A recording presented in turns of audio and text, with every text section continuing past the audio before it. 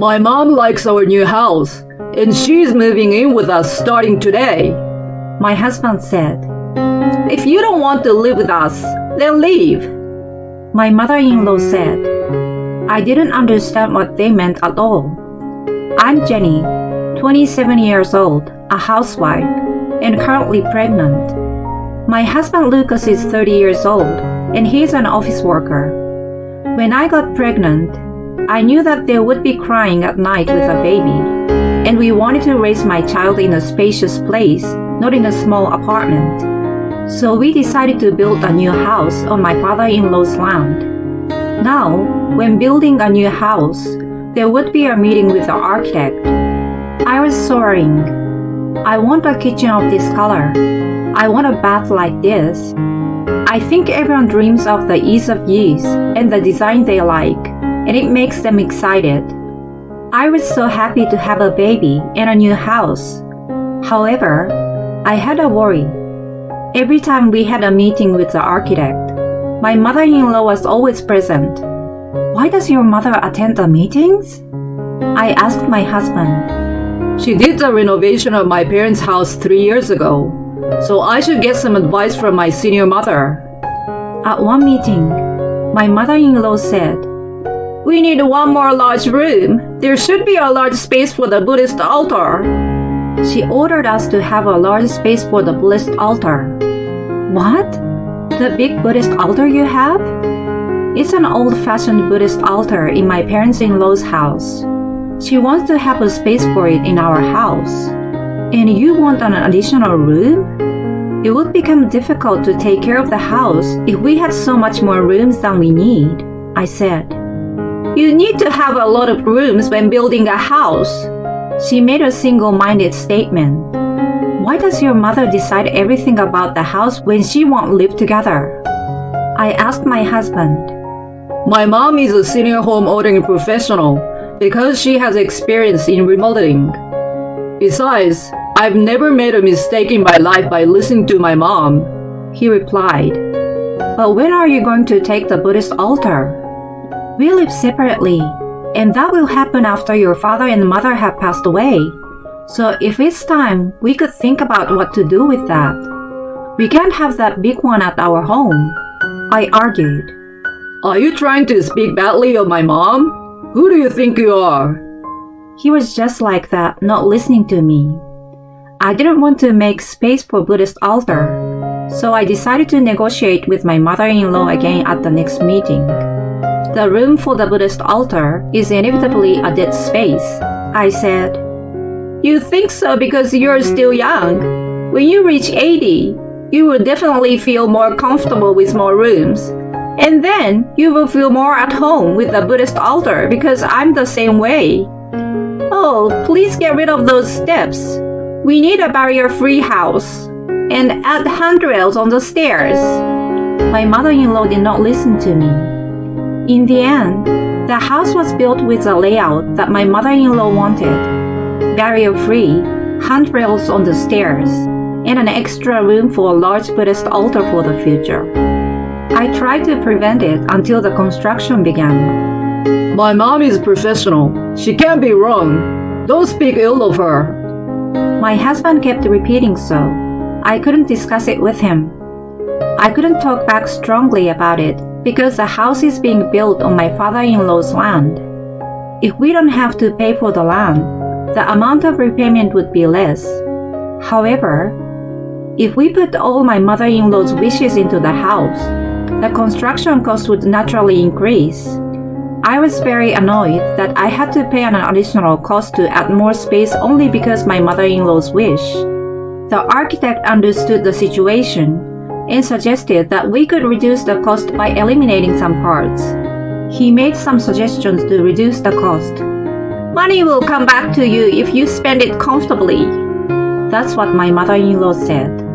Well, the new house was completed. I was very happy to see the new house, and the smell of the new wallpaper made my heart flutter. Newly built houses smell really good. A few days after we moved in, my mother-in-law and father-in-law came with a housewarming gift. Thanks to you, we were able to build such a splendid new house. I thanked my father-in-law. In fact, it is. I feel that we probably would not have been approved for a large loan if we had purchased not only the house but also the land. My father-in-law smiled. The smell of our new house is so nice. Now you are ready to welcome a baby as a grandfather. I couldn't be happier, he said, his eyes narrowing at the thought of his yet-to-be-seen grandchild. My husband showed them around the new house, proudly displaying the Buddhist altar room. All that remained was to wait for the baby to arrive. But then, something unexpected happened. While we were having breakfast on Sunday, a moving company came to our house. The packages arrived. I had no idea what was going on. Anyway, I opened the door. I asked him if he had a wrong address, but the address was right. I was puzzled because I didn't understand the situation. I heard the sound of a bicycle warning, tinkle, tinkle, tinkle. It was my mother-in-law. She parked her bicycle in front of the house, pointed at the belongings in the moving truck with a straight posture, and began to instruct. Put this here and this one there. What is going on? The scene was so sudden that I was at a loss for words. Then my husband, who had heard the commotion, came out of the front door. Scratching his head, he said, My mom liked the room for the Buddhist altar so much that my parents are going to move in with us starting today. What? Their belongings were suddenly brought in by the movers, and then I was told that we would have to live together. How is this possible? Then my mother-in-law said, What are you just standing there like that, getting in the way of the moving in of our belongings? She grabbed my shoulder and pushed me. No, I'm not just standing here. I'm standing here in a daze. If I had been in good health, I would have said that back. But there was so much information to analyze that my head couldn't keep up. My mother-in-law seemed to have noticed my pale complexion. I had been thinking about moving in together since the meeting with the architect. At first, I was listening to you to give you some advice. But gradually, your house became closer and closer to my ideal. And when it was done, your house was just perfect. So we decided to move in together. Well, what's wrong with you? Are you dissatisfied? If you don't like living together, then leave. This land belongs to my husband, so it's our house. The Buddhist altar room is for the baby's crib and cradle. I was thinking of putting baby stuff in that space. The empty room was supposed to be the baby's room. But now it's going to be the in-laws' room, and I'm being evicted. I couldn't accept the situation, so I came outside. The wind outside was still cold, even though it was early spring. It was just the right temperature to cool my head down. My cooled head started to spin. Then, I came to a question. Wait a minute. What about that parents-in-law's house that was fully remodeled 3 years ago? I went to visit my in-laws' house. When I visited, my father-in-law was standing at the front door. Edward. He looked back at me and said briefly, Let's go to your home. When I returned to my new house with my father-in-law, the moving of their belongings was almost finished. The moving van was no longer there. What did you come back for? Do you mean you agreed to live with us, or are you prepared to be thrown out? My mother-in-law, who was having tea with my husband in the living room, was grinning at me. If you're going to leave, you will have to pack your own things. My father-in-law stood in front of my mother-in-law, who said such a thing without care. Hey, we are leaving. If you don't want, get out of this house and out of my house. Huh? My mother-in-law dropped her teacup, and the red tea soaked the table. Why? Lucas has agreed to let you stay here with us too, right? My mother-in-law asked my husband. Lucas nodded quickly.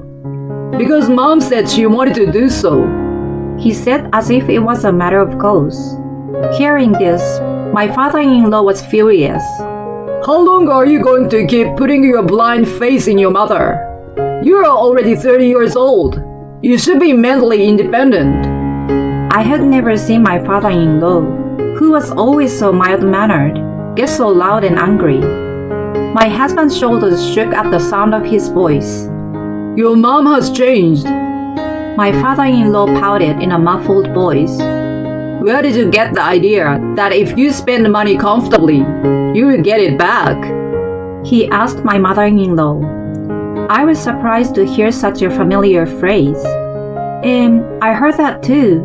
She said it during the meetings with the architect. I said so. I knew it. My father-in-law nodded and told me what had happened so far. She said she would spend money comfortably. Then it would be returned to her. So her belief in Buddhism escalated. She started to entrust a fish and a lottery of about $5,000 to a shrine because she believed she would get the money doubled in value and returned to her. Entrusting a fish and double the money? I didn't even have time to ask back. It's a true story, you know, my mother-in-law exclaimed in a tone of annoyance. Because that's what it said on the internet. Internet?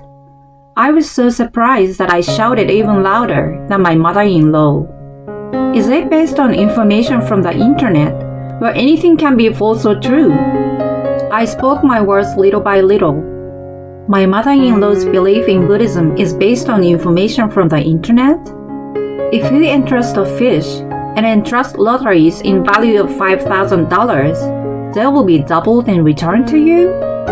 I was surprised that the basis for this was internet research, but my mother-in-law was very serious.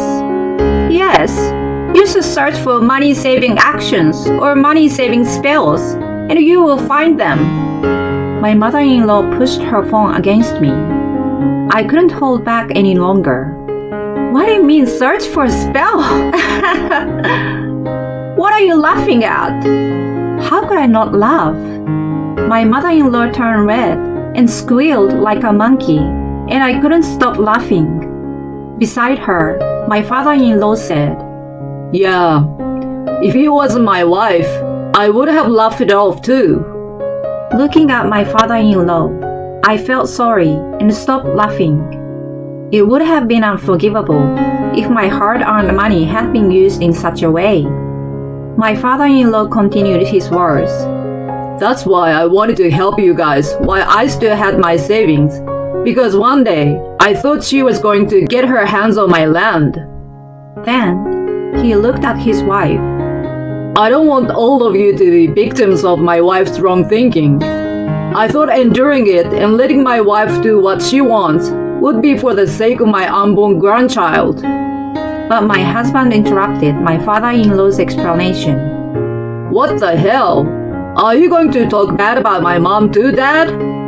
My husband stood in front of my mother-in-law, as if he was defending her. I was annoyed by this situation. What are the attitude of my husband and the way he is talking to me and my father-in-law? I would never forgive them. I wanted to protect my father-in-law. In return for my husband standing in front of my mother-in-law, I stood in front of my father-in-law, and I nipped at my husband. Your mother is thinking that the internet is always right, and your thought that your mother is always right is the same. Your mother and you are really unfortunate adults who can't discern the truth of information. My father-in-law has had to endure my mother-in-law's extravagant spending all his life, and I was probably the first person to stand up for him. Thank you, Jenny, he said in a small voice. I thought I had given you the least by having you build a new house on my land. But at the same time, I was already running out of savings because of my wife. Then she suggested we go to Lucas, who had money because people and money gather where there is money or something like that. It's not about the truth and false of internet information. It's a problem with my mother-in-law's personality. She's completely like a hermit crab, going from shell to shell. But my husband and mother-in-law didn't give up. But of course, you go where the money is. And if mom wants to move in with us, she can. That's why Lucas built us an extra room and agreed to take over the Buddhist altar. Saying mom is always right and the internet is always right, and the two of them were yelling and screaming. These two cannot be saved anymore, and my father-in-law and I looked at each other. If I had been at the beginning of my relationship with this husband, I would have said yes, you can say that for the rest of your life, bye-bye or whatever. I would have said goodbye to him. But now that I know how my father-in-law feels, I cannot simply leave. I felt a surge of righteous indignation that I had to make them go away for my father-in-law's sake, because he's the future grandfather of my baby. First of all, Grace, you're wrong. I told my mother-in-law directly. You say it's written on the internet. Well, why don't you search for Lucky Charm scrap or something? Seriously, no, I don't deny good luck. But if you want to make more money, it's much more practical for you to go to work than to entrust lottery tickets at the shrine though. At the very least, if you'd applied the time you wasted goofing around in meetings about our new house to a part-time job, you'd have a few tens of hundreds by now. And then you realize, what kind of effort does it take to get those tens of hundreds? How hard your husband worked to earn the amount of money you bought the lottery tickets you gave to the shrine. I told my mother-in-law that much at once. And now, I turn the blade of my words to my husband. And you, who believe your mother so much that you assume everything is right and don't even notice that you're about to be regulated, will not be capable of making the right decision for your child. In other words, it's a divorce. Huh? My husband's voice trailed off, as if he hadn't expected the conversation to proceed to the point of divorce. In contrast to him, my mother-in-law yelled, "Fine! Get out of here!" My mother-in-law spat at me. However, it was my father-in-law who blew away my mother-in-law's strong spirit at once. You are divorcing me too. My father-in-law firmly told her. What? My mother-in-law looked back at my father-in-law. However, there was no way she could get hold of my father-in-law. In the first place, I never thought I would live with my son and his wife. That house has just been remodeled, and I will continue to live there. Just as Jenny gave up on Lucas, I don't have the energy to support you anymore. Marry the internet or whatever. And that land is still in my name, so Lucas, you get out. You can do whatever you want with your mother, who you believe in. That house belongs to Jenny and her unborn baby. The baby should grow up with someone who can make good decisions. Huh? Thus, my husband and me and my in-laws each got a divorce. 6 months later, we got the divorce settlement.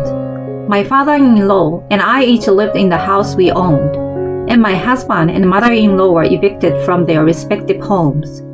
My brainwashed husband kept telling me that his mother was right on all fronts.